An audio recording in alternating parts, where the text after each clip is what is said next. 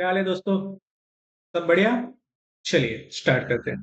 TDS का section 194 C C for contract, C for contract. अगर हम लोग कोई भी कॉन्ट्रैक्टर को पेमेंट करते हैं तो ये 194 सी में कवर होता है।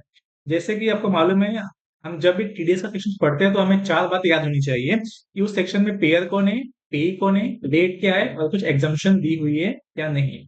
तो एज यू नो 194 में पेयर क्या होगा, एनी पर्सन अदर देन भाई। भाई का मतलब डॉन नहीं, यहाँ पे भाई का मतलब B for BOI, H for HUF, A for AOP और आई फॉर इंडिविजुअल। अगर इन चारों के केस में अगर वो बिजनेस कर रहे हो तो उनका टर्नओवर चेक कीजिए क्या 1 करोड़ से कम है, या फिर अगर वो प्रोफेशन कर रहे हैं तो चेक कीजिए ग्रॉस रिसिप्ट 50 लाख से कम है, वो भी करंट ईयर नहीं लास्ट ईयर में। अगर लास्ट ईयर में 1 करोड़ या 50 लाख से कम है तो वो 194 के दायरे में नहीं आते। तो पेयर कौन होगा, एनी पर्सन अदर देन भाई। पे कौन होगा, रेसिडेंट पर्सन। ओके, यहाँ पे एनआर कवर नहीं होता। यहाँ पे रेट क्या होगा, इंडिविजुअल और एचयूएफ हुआ तो इंडिविजुअल और एचयूएफ के केस में 1%, और बाकी कोई भी हुआ तो 2%, भले ही वो बीओआई एओपी क्यों ना हो, उनके केस में भी कितना होगा, 2%। यहाँ पे एग्जाम्पशन क्या है, गवर्नमेंट ने सिंपल बोला है कि अगर सिंगल पेमेंट कर रहे हो तो चेक करो कि बिल का अमाउंट या पेमेंट अप टू 30,000 है या अप टू 1 लाख है, मल्टीपल बिल के केस में। अगर सिंगल पेमेंट के केस में अप टू 30,000 है तो टीडीएस का रिक्वायरमेंट नहीं है। अगर एग्रीगेट हुआ तो अप टू 1 लाख चेक कीजिएगा, 1 लाख तक हुआ तो टीडीएस रिक्वायरमेंट नहीं है। अगर 1 रुपए भी ज्यादा हुआ तो टीडीएस एप्लीकेबल होगा। टीडीएस एप्लीकेबल होगा होल अमाउंट के ऊपर, ना कि एक्सीड अमाउंट के ऊपर। वॉट इट, अगर मेरा बिल 1,10,000 हुआ तो मेरा टीडीएस एप्लीकेबल 1,10,000 के ऊपर होगा, 1 लाख के ऊपर नहीं होगा।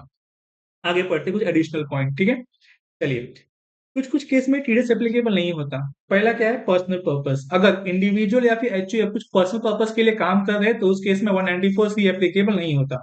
जैसे कि सपोज मैं शादी कर रहा हूँ या मैं अपना घर बना रहा हूँ, तो इस केस में टीडीएस 194 सी एप्लीकेबल नहीं होता क्योंकि ये मेरा पर्सनल पर्पस है।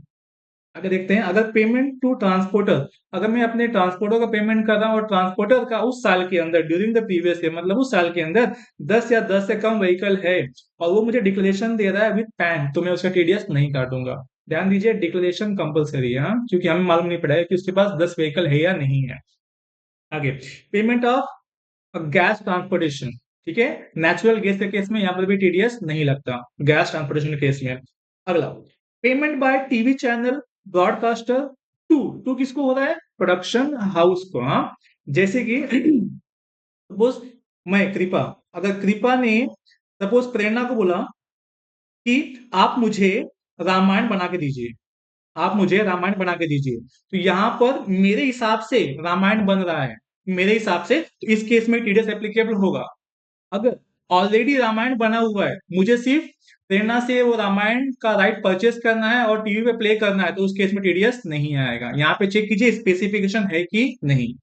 आगे बढ़ते हैं, जॉब वर्क। जॉब वर्क का डेफिनेशन सिंपल है, अगर हमने किसी को माल दिया हमारे स्पेसिफिकेशन हिसाब से और हम उससे माल बनवा के ले रहे हैं तो उससे हम क्या कहते हैं, जॉब वर्क कहते हैं।